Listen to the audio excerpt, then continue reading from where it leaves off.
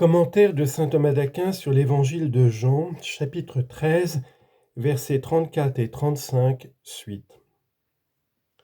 Jésus donne un exemple de ce contenu en disant « Comme je vous ai aimé ». En effet, le Christ nous a aimés de trois manières, gratuitement, efficacement et de façon droite. Gratuitement parce que c'est lui qui a commencé et qui n'a pas attendu que nous commencions à l'aimer. Citation, « Ce n'est pas nous qui avons aimé Dieu, c'est lui-même qui nous a aimés le premier. » 1 Jean 4, 10. Ainsi, nous aussi, nous devons aimer les premiers, nos proches, et ne pas attendre leur prévenance ou leur bienfait. Il a aussi aimé de manière efficace, ce qui se manifeste dans une œuvre. Citation, « La preuve de l'amour, c'est l'accomplissement d'une œuvre. » Citation de saint Grégoire le Grand. Ce qu'un homme peut faire de plus grand pour son ami, c'est de se donner pour lui, et c'est ce que le Christ a fait. Citation, « Il nous a aimés et s'est livré lui-même pour nous. » Éphésiens 5, 2. C'est pourquoi il dit « Personne n'a de plus grand amour que celui qui livre son âme pour ses amis. » Jean 15, 13. Aimons-nous donc les uns les autres à cet exemple de manière efficace et fructueuse. Citation, « N'aimons ni de mots ni de langue, mais par des actes et en vérité. » 1 Jean 3, 18.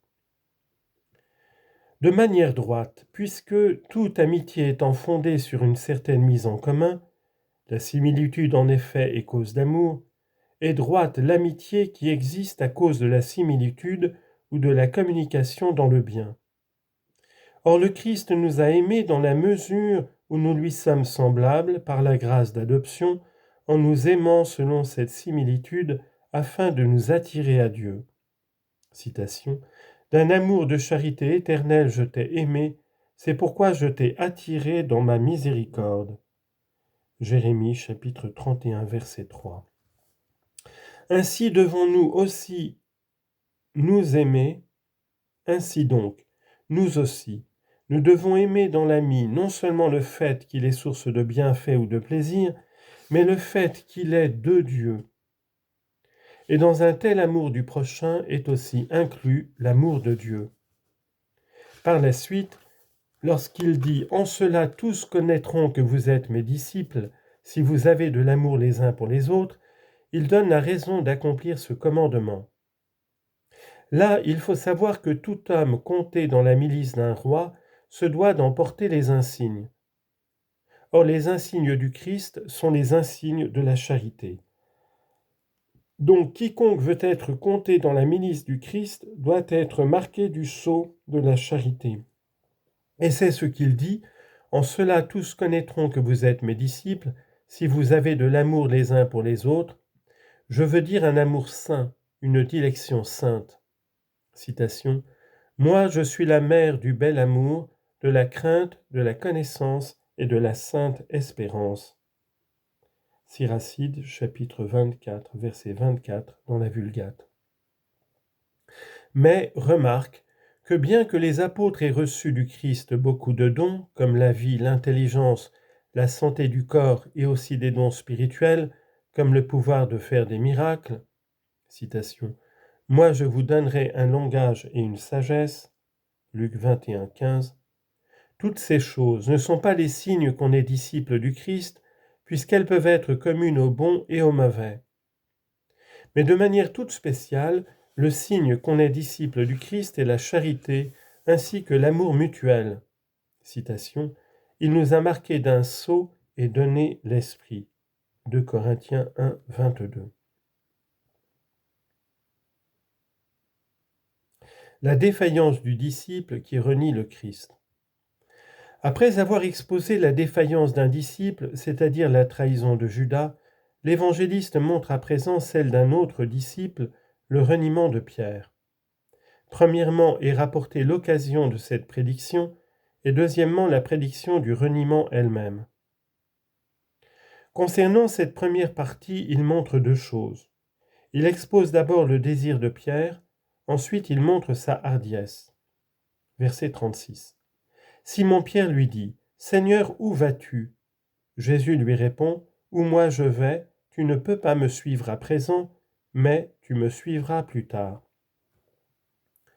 Dans cette première partie, il commence par présenter Pierre, manifestant son désir, puis le retard avec lequel il le réalisa.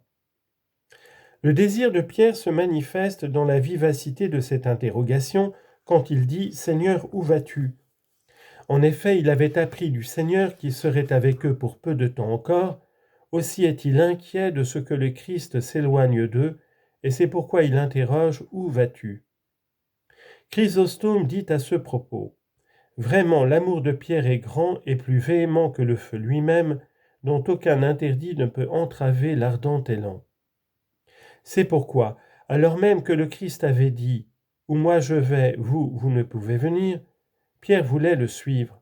Aussi lui demandait-il où il allait, comme l'une des jeunes filles du cantique qui cherche le bien-aimé. Citation. « Où est parti ton bien-aimé, ô la plus belle des femmes?